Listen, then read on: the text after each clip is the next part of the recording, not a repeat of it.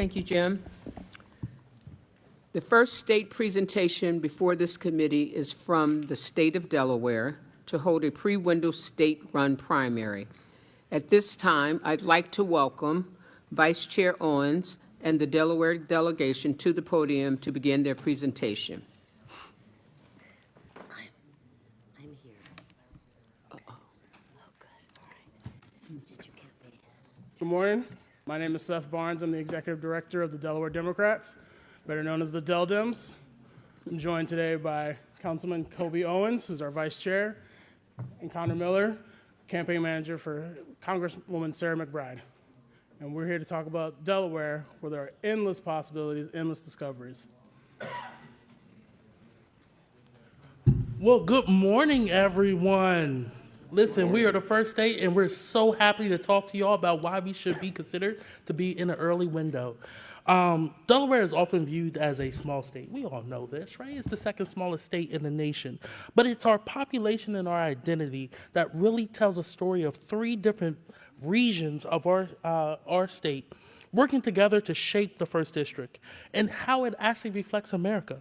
Newcastle County, Delaware's largest county, is our population engine, home to 67% of our residents. Our state's economy and urban heartbeat blends city life, like in Wilmington and growing suburb communities and pockets of rural lands, all together in one. Kent County is our middle county. It represents 14% of our Delaware population and reflects traditional rural communities and character. While much of this county is farmland and open space, communities like the city of Dover, which is our capital, and Smyrna provide growing suburban and governmental hubs that anchor central Delaware. And lastly, Sussex County, the home of approximately 22% of our state's population, showcases our coastal cities and towns. How many of y'all have been to Rehoboth or Lewis Beach? But also, it's a predominantly rural area. And just to let y'all know, that county produces the most chicken poultry in the United States. We're actually outnumbered in Delaware 201 when it comes to chicken. But this just highlights our agriculture and our poultry production that remains a part of our state economy. And Sussex is also defined nationally, again, by our amazing beaches. Together, Delaware functions like three states in one: the Northern Economic Corridor, the Central Agriculture and Government Hub, and the Southern Coastal and Regional Destinations. The diversity extends far beyond geography. Delaware is also like America when it comes to our race, economics, and our culture. Black communities with deep historic roots make up 22% of our state. Our growing Latino population makes up 12%, with a 5% Asian population as well, too. We have an immigrant community. We have young professionals. We have working class households and retirees all throughout the state of Delaware that contributes to who we are as a state. Economically, Delaware mirrors the nation more closely than many realize. The state's median household income is literally $1,000, a little less than $1,000 more than the national median income. For a potential Democratic nominee for president, Delaware presents a unique proving ground. A candidate can test their message on economic opportunity in Wilmington, housing affordability in our suburbs, agriculture policy in Kent, environmental resilience along our coast, and small business development across the state, all in a single day in less than 100 miles. Delaware offers something few places can: the ability to engage in urban, suburban, rural, coastal, working class, middle class voters all together.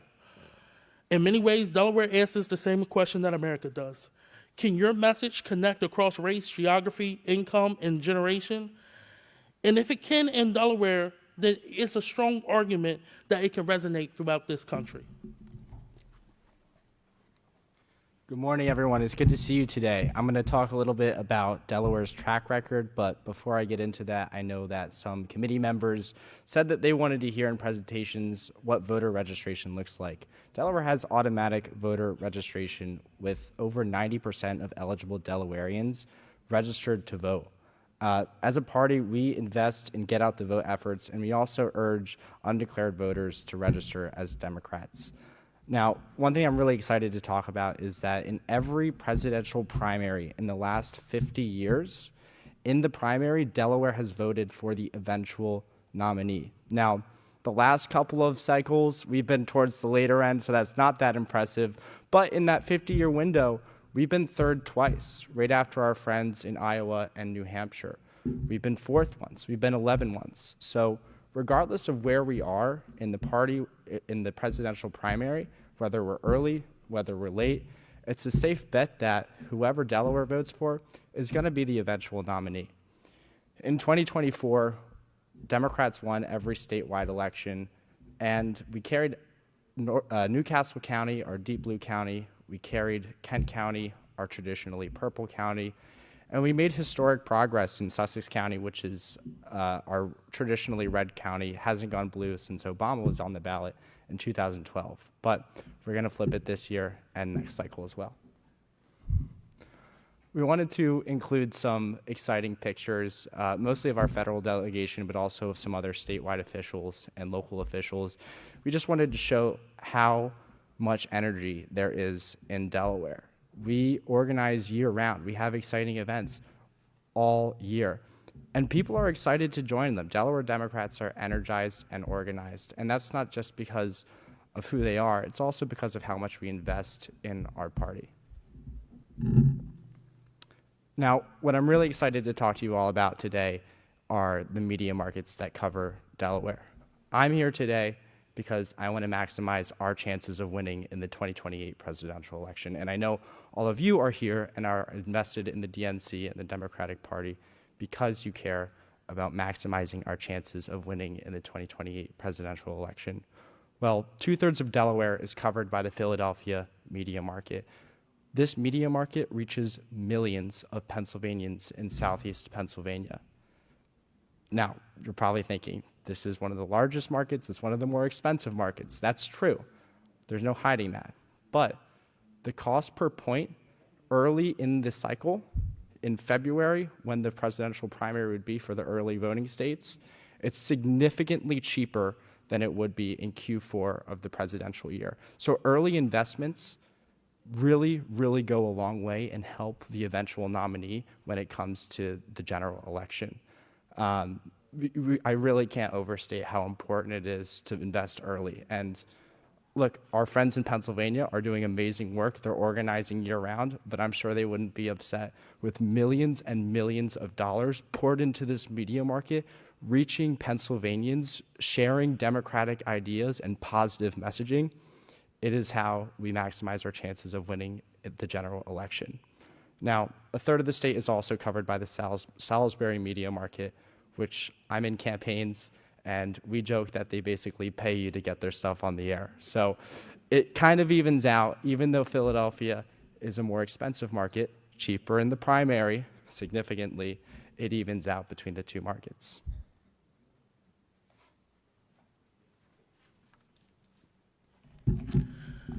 So if we are granted the honor of being one of the first few states to go in this primary cycle, Delaware is in a very rare and highly favorable position to be able to make that change in our state. Our governor, Matt Myers, has come out in support and endorsed changing our primary date. We have a trifecta here back in Delaware where we have a supermajority in our state Senate, and we are one seat away from a supermajority in our state House.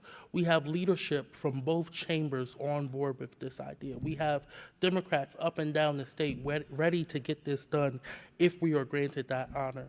So again, we are willing to work with y'all to make sure that we can make this happen if Delaware is selected.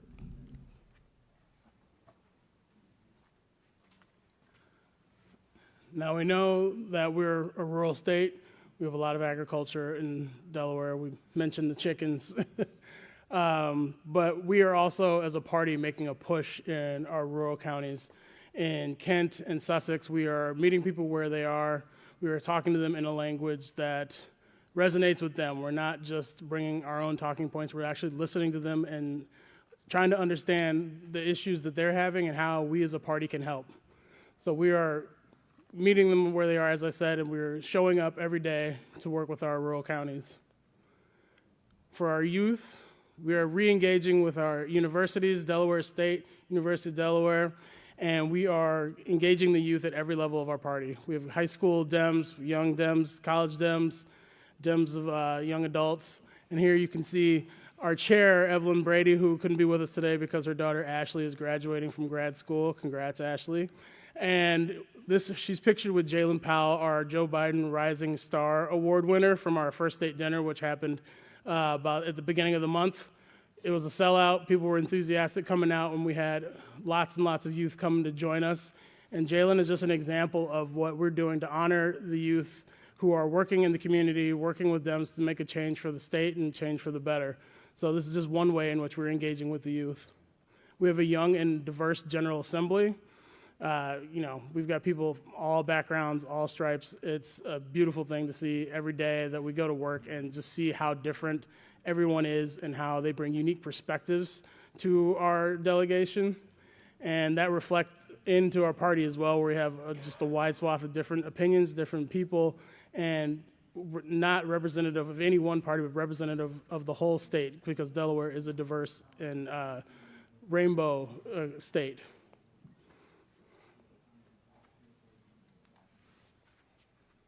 So in closing, I read the resolution that was adopted by this committee in October of 2025, and I found that two things stood out as the most important things in that resolution. The first was that you all would like an early state process that reflects the diversity of this country. Delaware does that best.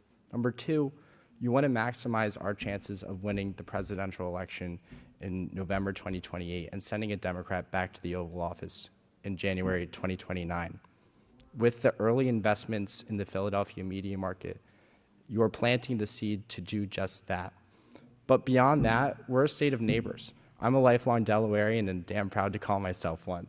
Kobe has dedicated his life to public service. My first gig in politics was interning for then state senate candidate Sarah McBride, and I'm now her campaign manager. This is a state that invests in one another. We truly call ourselves a state of neighbors because we lift each other up and look out for each other. And we're excited to hopefully share more about our wonderful state to this country. So thank you so much, and we're excited to answer your questions. Thank you so much for the presentation. Members, the floor is open for discussion. Please turn your name tents vertically in order to be recognized. And I'd just like to remind people we have a half an hour for the discussion, and we'd like to have questions. With a question mark, perhaps? Who? Jim? Oh, sorry about that. No worries. Jamie Selzer, North Dakota, thank you for your presentation. Delaware is a reliably Democratic state. As a North Dakotan, that makes me incredibly jealous of you. But part of our job here is to find people who can win in places that are not reliably blue. How can candidates campaigning in Delaware learn whatever they have to learn there to win in states that are not as winnable, not as blue as yours? Yeah, well, we're not just a state that reflects the diversity of our party. We're a state that reflects the diversity of our nation. We really look like the country with a blue northern part, not North Dakota yet, sorry, a purple middle part and a red southern part. But candidates who can expect to campaign in Delaware know that they're going to be in places that are vastly different from each other. Our state is very rural. You see a good amount of Trump signs still. And so candidates are really going to see lots of different places. So thank you for your question. Wendy? Thank you. Wendy Davis from, did it go? Wendy Davis from Georgia. I apologize if it was on your first slide. What is your total state population or your voting age population? And then it seems that you register by party. What is the percentage breakdown there?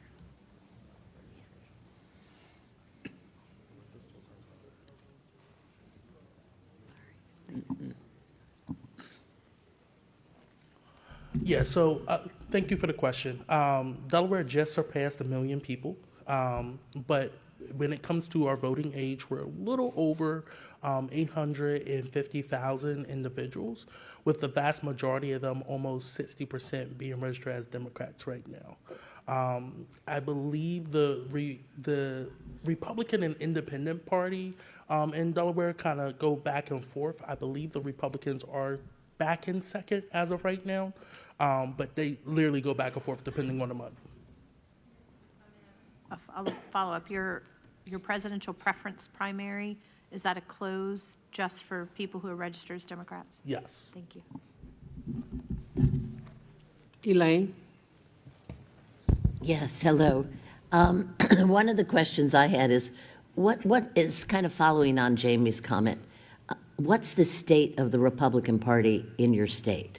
Do they contest every election, or is it like it is in a lot of one-party states where the other party's kind of moribund? Overwhelmingly, they are able to contest in every statewide election. In recent years, we've had a great track record of beating them in all 9 of our statewide races. We hold all our statewide seats right now, but they are competitive in local races, county road races, and stuff like that as well too in the General Assembly. We have made tremendous strides, especially in our state Senate with flipping seats in these last 2 cycles. And in the House, we're focusing on that one last seat as well too, but we have picked up seats all over. So it is competitive, but again, our focus in Delaware is lifting up the average person, right? We know that the people who are more proximate to the issues can come up with the best solutions. So that's the small business owners. That's the single mother who is a registered nurse who now is leading our state, right? So it's focusing on the positives in people and really helping them get over the finish line. I'm just going to add to that. Thank you, Kobe. That yes, we are a lean blue state. We're a D+8 state. We don't shy away from that. But every state that's competing for this in this region has voted blue since 2008. The two election years that Democrats unfortunately lost, Pennsylvania was the largest battleground state to not go blue. So we recognize that this goes beyond our borders. Thank you. Andre? Thank you. I just had a follow-up question about voter registration and party affiliation. You said voter registration was automatic, but I was curious the process for someone affiliating with the Democratic Party, if that has any certain deadlines in relation to Election Day. Yeah, so you can change your party affiliation up to 59 days before a general election or before a primary election. And what's the voter registration deadline for comparison? I don't know off the top of my head, but we'll circle back with the committee. David? Assuming you were granted a waiver for to be an early primary state, how flexible are you as to where your primary is in terms of the calendar? What sequence?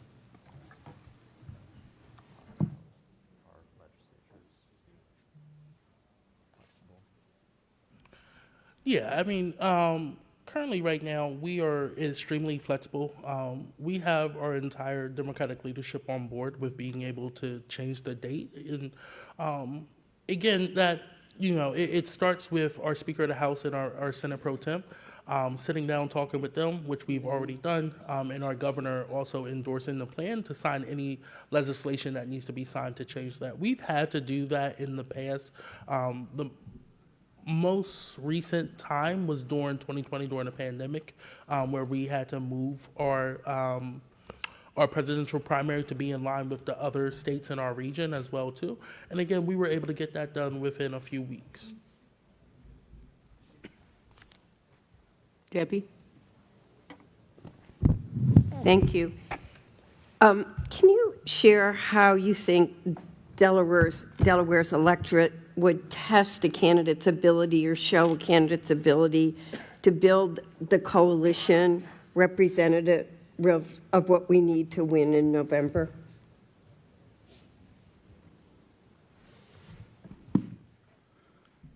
Delaware has a very dynamic federal delegation. We've seen it time and time again. We keep sending very dynamic leaders to the U.S. House and the U.S. Senate. What really sets Delaware apart from a lot of states is the need to be conversant and good at retail politicking. People really want to get out and experience you. They want to shake your hand. They really want to talk to you and know what you're about. Delaware is small enough where you typically are going to run into an elected official at some point. It might be at the grocery store, might be walking your dog, might be at the gym, whatever it is. Delaware is a place where you actually get to interact with your elected officials, interact with your candidates on more than just it's campaign season level. So it really tests every candidate and their ability to retail politic and you know, shaking hands and kissing babies as it used to be before the pandemic. So, Thank you. Keith?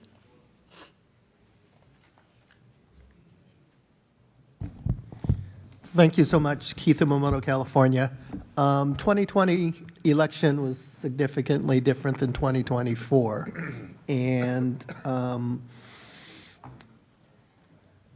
I presume most states have reviewed the results and how things have changed or did change, and how would you change things from 2024 to 2028, especially with the demographic populations where we lost ground in 2024 compared to the 2020 election, and how that would translate into helping the 49 other states and 7 territories in the November election. What I think it really boils down to for us is investing earlier than ever before. You know, across the board, we saw the nation shift right across the country in 2024.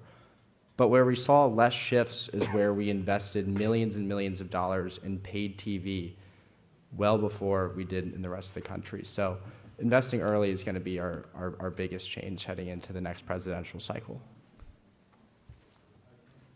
and to follow on that a little bit, investing in Delaware for the primary, we've talked about how we have access to the Philadelphia media market. What that also goes to is Philadelphia has one of the most dynamic cities of color that we see in the entire country. Philadelphia is ahead on, when it comes to communities of color, ahead of most cities around the nation. So being able to engage with those people early, we, you know, as Democrats, we get tagged a lot with being like, oh, you only show up when it's election time. By investing in Delaware early, we are reaching those communities earlier, and we're being more effective in our messaging, and we can learn what they are reacting to and what they're not reacting to, and that can help every candidate when they start to move out around the nation into diverse areas of this country. Mm-hmm. Thank you. Jane? Good morning. First, thank you for your service, Vice Chair, to the state party. You've been a longtime leader there and really bring a lot of ideas to the ASDC. My question that I'll ask all the states is how you think, if you were one of the early states, what that primary would do to help you build your party infrastructure. Because we know that there'll be a lot of time, money, and attention for all the states that are in early window. How do you use that to build your party long-term and help down ballot candidates as well? Thank you for that. So one, Delaware is a small state. We have a small operating budget. We're a very blue state, many people think, but we are, I say we're purple. When looking at our party infrastructure and looking at what we've been able to do, Delaware has been able to make a lot work with a very little amount of money. And with additional money, we will be able to build a stronger infrastructure. Right now, we have one staffer, our amazing executive director, Steph. But this is not the first time that has happened. We have had one staffer numerous times throughout our party history, but we would like to rebuild our party staffing infrastructure, bringing on, we're actually hiring a data director, but bringing on additional staff to help us continue to engage in all communities on a daily basis and year-round organizing operation. That's one of the strongest things that we have on our side. And in what we lack in party staff, we are blessed in party volunteers, people who dedicate themselves to seeing Democrats elected in all different areas of the state. And I think any presidential campaign would be able to come in and see the work that we do, but then also be able to benefit from the just vast diversity of our state. Following on that a little bit, having the early primary in Delaware will supercharge the things we're trying to do. The year-round organizing and engaging with the youth, like giving people in Delaware an opportunity to be involved in the process early without having to leave home necessarily. You know, I've been around a few campaigns around the country, and people just want an opportunity to test their mettle when they have all these ideas. So being able to test at the highest level in a presidential primary, you know, I talk about my time in Iowa all the time, and being able to give other people that experience about running a primary for a presidential, it's something you can take with you for a lifetime and really energize and build our bench, which also builds the party's bench around the nation as people decide, you know, I want to keep doing this. I want to go out. I want to go, canvass in Alaska. I want to go hang out in Utah and help out there. Like, these things can have a knock-on effect for parties around the country, where if we're training people well in Delaware, those people become the people we rely on to run races for, the next 4, 6, 10, 12 years, or however long they want to stay involved. And they, in turn, will teach the next generation after them, and then after them. So it's almost like a each one teach one kind of situation. Being able to supercharge those efforts in Delaware with the presidential primary will really help us get our message out and engage with all of the people we really want to touch before we get into our 2026, 2028 cycle. Thank you. Frank? Yeah, Frank Leone, DC. Thank you for your presentation. And I don't want to start a fight, but if we have from the Eastern region 2 potential states, if we're only going to vote for one of them and only choose one of them, why would we choose Delaware? The other one being New Hampshire, of course. In case you missed that. So first off, we're all Democrats in here. We all love one another. But this is about presenting the strongest opportunity to elect a Democratic president come 2028 and take back the White House. And in Delaware, again, something that we highlighted throughout this presentation is just our diversity, right? Delaware is reflective of America in multiple ways, right?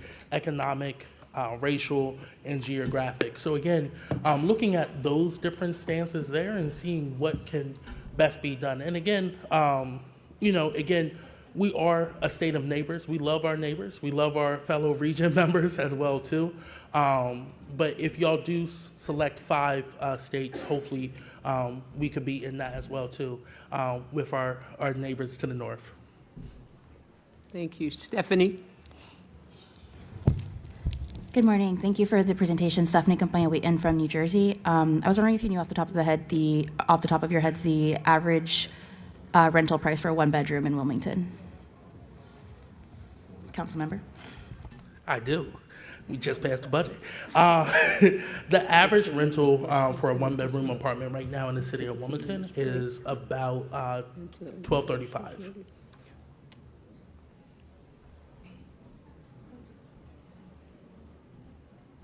Are there any more questions for Delaware?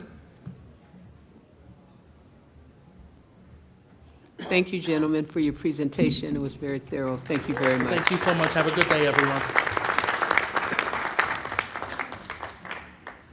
So we are a little bit ahead of schedule. Delaware has completed their presentation. New Hampshire, did you want to take a breath? Are you ready to go, or we can wait? Ray's always ready.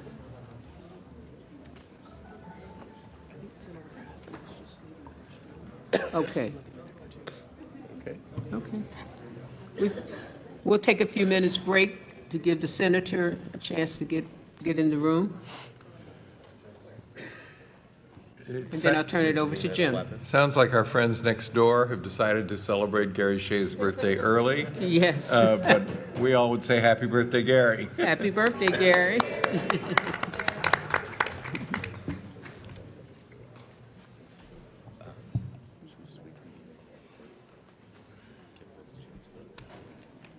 No, I don't know what's going on in the room next door.